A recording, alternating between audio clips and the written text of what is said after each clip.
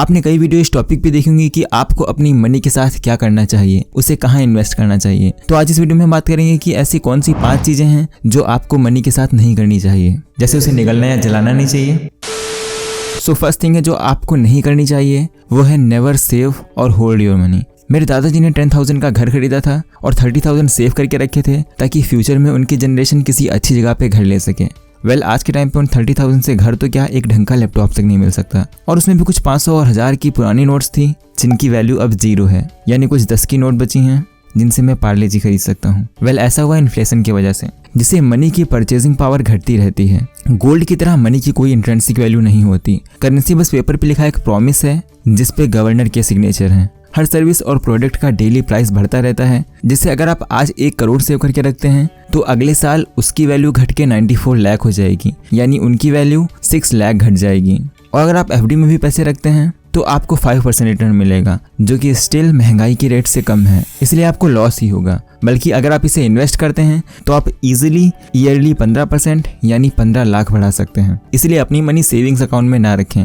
हाँ, आप emergency fund save करके रख सकते हैं, जिससे अगर आपको इमरजेंसी में जरूरत पड़े तो आपके पास एक फंड हो। बट बाकी की मनी आपको इन्वेस्ट करनी चाहिए bond, stock, real estate, mutual fund, gold या एनएफटी में। Second, never invest your money in businesses you don't understand. एक बार इंटरव्यूअर ने वॉरेन बफेट से पूछा कि आपने माइक्रोसॉफ्ट में इन्वेस्ट किया, कोका कोला और कई ग्रेट कंपनी में इन्वेस्ट किया, बट आपने अमेजॉन में क्यों नहीं इन्वेस्ट किया? जिस पे वॉरेन ने बोला, क्योंकि मुझे उस टाइम में कंपनी समझ नहीं आई। जब आप किसी ऐसी कंपनी में इन्वेस्ट करते हैं जिसे आप नहीं समझते तो चांसेस हैं आप उसको ओवर प्राइस वैल्यू पे बाय कर लें, या इसके भी चांसेस हैं कि वो कंपनी फ्यूचर में डूब जाए। इसलिए आपको उन कंपनी में इन्वेस्ट करना चाहिए जिसे आप समझते हैं, जिससे आप उसका फ्यूचर कैश फ्लो प्रेडिक्ट कर सकते हैं और उस कंपनी की इंट्रिंसिक वैल्यू कैलकुलेट करके उसे लो वैल्यू पे खरीद सकते हैं। अगर आपको जानना है कैसे आप कंपनी की इंट्रिंसिक वैल्यू पता कर सकते हैं तो ये मैंने अपनी धंधो इन्वेस्टिंग की वीडियो में बताया है, जो आप चेक कर सकते हैं। Third, never bet your money. कई लोगों को लगता है वो मनी बेट पे लगा के अमीर बन सकते हैं, क्योंकि उन्होंने ऐसे कई लोगों को देखा होता है जो लॉटरी से अमीर बने हैं। ऐसा होता है अवेलेबिलिटी बायस की वजह से। हम मीडिया के हाइलाइट्स देख के उसे ही रियलिटी मान लेते हैं। जैसे अगर आपने कई प्लेन क्रैश की न्यूज देखी है तो आप प्लेन को रिस्की मानेंगे, बल्कि प्लेन क्रैश का रिस्क 11 मिलियन में 1 है,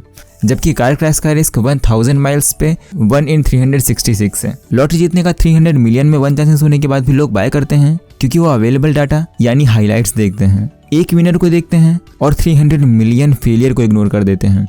इस टॉपिक पे एक बहुत अच्छी बुक है फूल्ड बाय रैंडमनेस, जो आप रीड कर सकते हैं, और इन सबका बाइंग लिंक डिस्क्रिप्शन में अवेलेबल है। इसलिए बेटर है आप लॉटरी टिकट बाय करने की जगह उसे इन्वेस्ट करें। Fourth, never buy things on EMI। अगर आप BMW EMI पे लेते हैं जिसे आपको मंथली 1,40,000 देना होगा 60 मंथ तक, और आपकी इनकम 2 लाख है, तो इससे आपकी इनकम 60 मंथ तक 60,000 हो जाएगी। इसलिए जिसे आप अफोर्ड नहीं कर सकते उसे बाय ना करें। अगर आप 5 या एटलीस्ट 2 BMW बाय नहीं कर सकते तो आप एक भी अफोर्ड नहीं करते, इसलिए BMW की जगह उसके स्टॉक बाय करें। बट इसमें एक प्रॉब्लम है, आप BMW का शो ऑफ कर सकते हैं बट उसके स्टॉक का नहीं।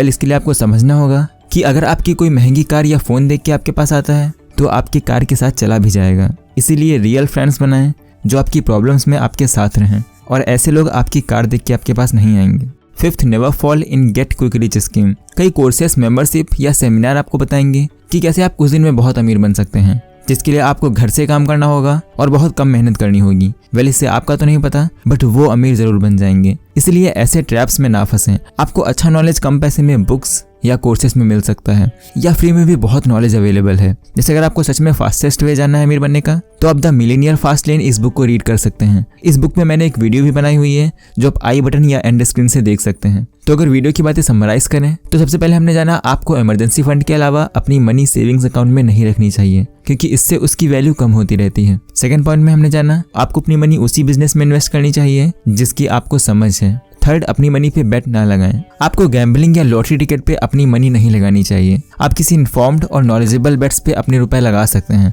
और ऐसी बेट्स पे भी आपको कितनी मनी लगानी चाहिए इसके लिए एक फॉर्मूला है, कैली फॉर्मूला। आप इस फॉर्मूले को और कैसे कंपनी की इंट्रिंसिक वैल्यू कैलकुलेट करते हैं, ये दोनों ही चीजें धंधो इन्वेस्टिंग इस बुक से सीख सकते हैं। और फोर्थ पॉइंट था EMI या लोन से लायबिलिटी बाय ना करें।